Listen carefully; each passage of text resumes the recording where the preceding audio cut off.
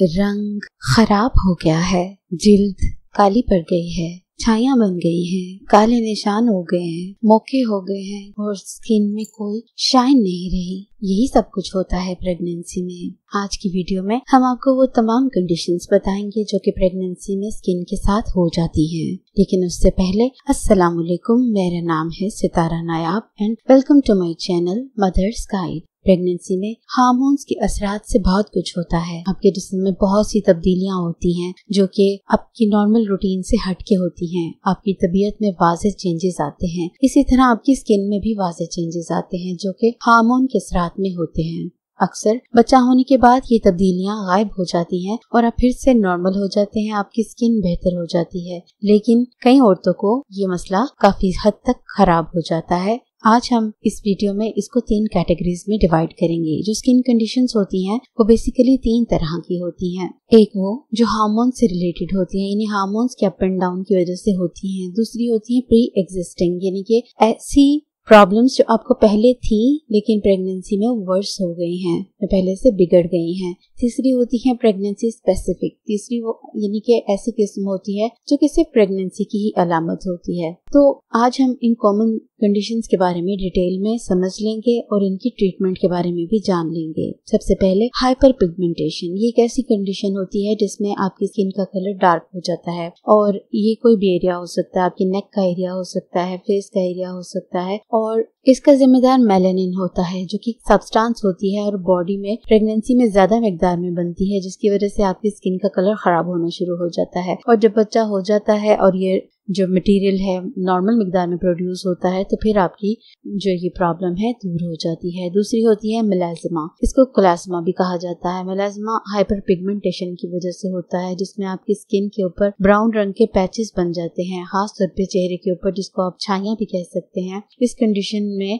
अक्सर औरतों को देखा जाता है, इसीलिए इसको द मास्क ऑफ प्रेगनेंसी भी कहा जाता है। उसके बाद PUPP प्रॉब्लम होती है। ये लाल रंग के छोटे छोटे दाने होते हैं जिनके अंदर पिलाहट मौजूद होती है। इसमें बहुत ज्यादा इचिंग होती है, खारिश होती है, जलन होती है और इसका साइज बहुत थोड़ी सी मिकदार से लेकर ज्यादा मिकदार तक हो सकता है, जैसे कि पेंसिल के रबड़ से लेकर एक पूरी प्लेट जितना पैच भी हो सकता है। अगर ये ज्यादा बड़ा पैच हो जाए तो इसको प्लैक कहा जाता है और अगर ये छोटा हो तो फिर इसको प्यूरिटिक यूटिकेरियल पैप्यूल्स कहा जाता है। ये आमतौर पे पेट पे, टांगों में, बाजू में और आपके हिप्स पे हो जाते हैं।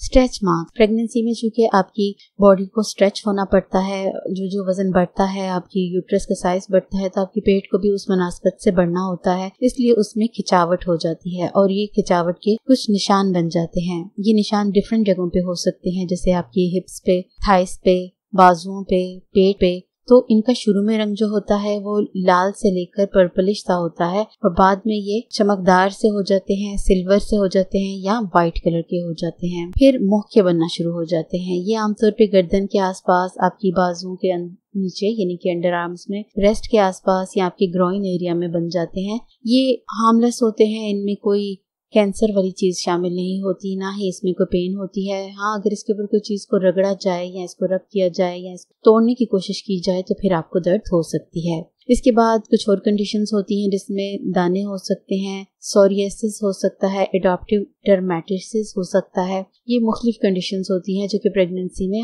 पहले से बिगड़ जाती हैं। उसके बाद वेरिकोस वेन्स होती हैं जिसको हमने आपको पहले डिस्क्राइब किया हुआ है कि ये टांगों में कुछ स्पाइडर की शक्ल की वेन्स उभर आती हैं, तो ये सूजी हुई और बड़ी बड़ी महसूस होती हैं और आपकी टांगों में वाज़ेह तौर पे नजर आती हैं, तो ये भी प्रेगनेंसी की वजह से ही होती हैं।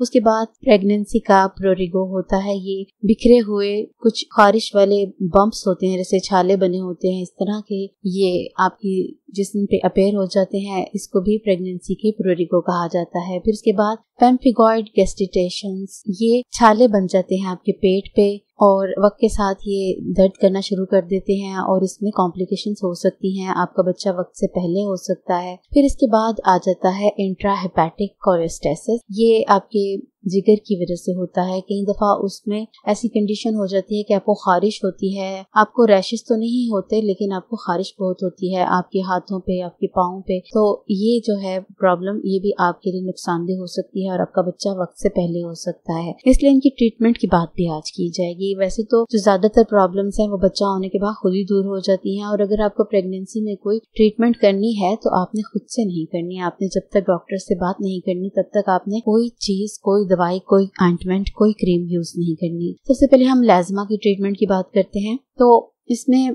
कुछ ऐसी दवाइयाँ प्रेस्क्राइब की जाती हैं जो कि आपकी स्किन के लिए अच्छी होती हैं, आपके डर्मेटोलॉजिस्ट आपको दे सकते हैं, इसको आप खुद से लगा सकती हैं। और ये कि आप प्रिकॉशन ले सकती हैं कि आप धूप में कम जाएं, क्योंकि धूप में मेलानिन ज्यादा बन जाता है। तो आपको सुबह 10 बजे से लेकर दोपहर 2 बजे तक कोशिश करनी है कि आप शेडी एरिया में रहें, और अगर आपको धूप में जाना पड़े तो आपने सन ब्लॉक लगाया हो या ऐसी क्रीम लगाई हो जिसमें SPF हो एटलीस्ट 30 तक हो, ताकि आप उसको लगाकर बाहर जा सकें। फिर भी जो PPP वाली प्रॉब्लम होती है, इसमें आपको एंटीहिस्टामिन दी जाती है खाने के लिए, और लगाने के लिए कॉर्टिकोस्टेरॉइड दिए जाते हैं। इससे आपको आराम आता है। आप नीम गर्म पानी के साथ इसको धो सकते हैं, ठंडे पानी के आप इसके ऊपर पट्टियां कर सकते हैं या बर्फ की टकोर कर सकते हैं इस एरिया पे, और आप लाइट वेट किस्म के कपड़े पहन सकते हैं, ढीले ढीले कपड़े पहन सकते हैं। लेकिन इसमें आपने साबुन नहीं लगाना, क्योंकि इससे आपकी जो कंडीशन है वो खराब हो जाती है, स्किन ज्यादा ड्राई और ज्यादा खारिश वाली हो जाती है।